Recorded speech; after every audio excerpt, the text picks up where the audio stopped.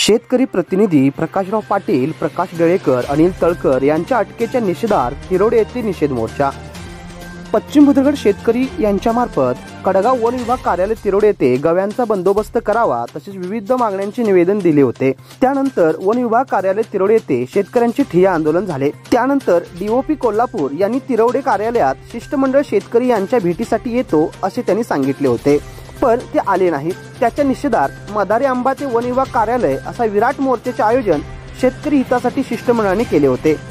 तत्पूर्वी वन विभाग कार्यालय कडगाव यांच्यामार्फत भुदरगड पोलीस ठाण्यात शासकीय कामकाज अडथळा म्हणून सर्वपक्षीय शेतकरी शिष्टमंडळातील प्रकाशराव पाटील, प्रकाश डेळेकर, अनिल तळकर यांच्या विरोधात गुन्हे दाखल केले होते व आंदोलन दडपण्यासाठी संचारबंदी लागू करण्यात आली होती असे शेतकरी आंदोलकातून बोलले जात आहे.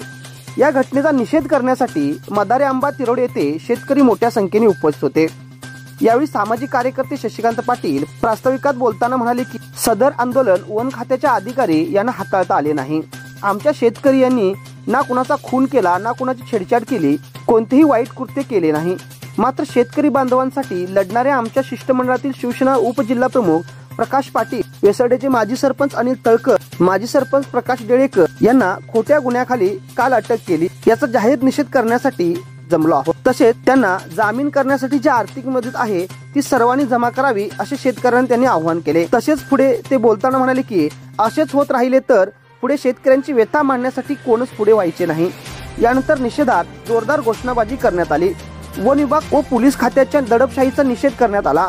फॉरेस्ट डिपार्टमेंटचे अधिकारी व शेतकऱ्यांच्या शिष्टमंडळात आज झालेल्या चर्चेनुसार शुक्रवार दिनांक 21 मार्च रोजी संध्याकाळी तिरोडे नर्सरी मध्ये डीएफओ गुरुप्रसाद व शेतकऱ्यांचे शिष्टमंडळ यांच्यामध्ये शेतकऱ्यांच्या मागण्यांबाबत व शेतकरी प्रतिनिधी यांच्यावर दाखल केलेले गुन्हे मागे घेण्याबाबत चर्चा करून निर्णय घेण्यात येईल असे सर्वानुमते ठरले. हे तोडगा निघाला नाही तर पालकमंत्री, कलेक्टर, डीएफओ व शेतकरी शिष्टमंडळ यांची बैठक लावावी व तिथेही निर्णय झाला नाही तर वन मंत्र्यांकडे बैठक लावावी अशी मागणी शेतकरी शिष्टमंडळाने केली. फॉरेस्ट ऑफिसर यांनी अनुकूलता दर्शवली. यानंतर आभार रमेश रायजादे यांनी मांडले. यावेळी अविनाश शिंदे, धनाजीराव देसाई, बाबा नांदेकर, विलासराव कांबळे, मधुकर पाटील, काशीनाथ देसाई, रमेश रायजादे, बाळासाहेब पाटील, नंदू ठाकूर, बचाराम गुरव, दत्तात्रय देसाई, जयराम कांबळे, शेखर पोद्दार, अजितराव देसाई, जयसिंग पार्टे यांसह शेतकरी मोठ्या संख्येने उपस्थित होते.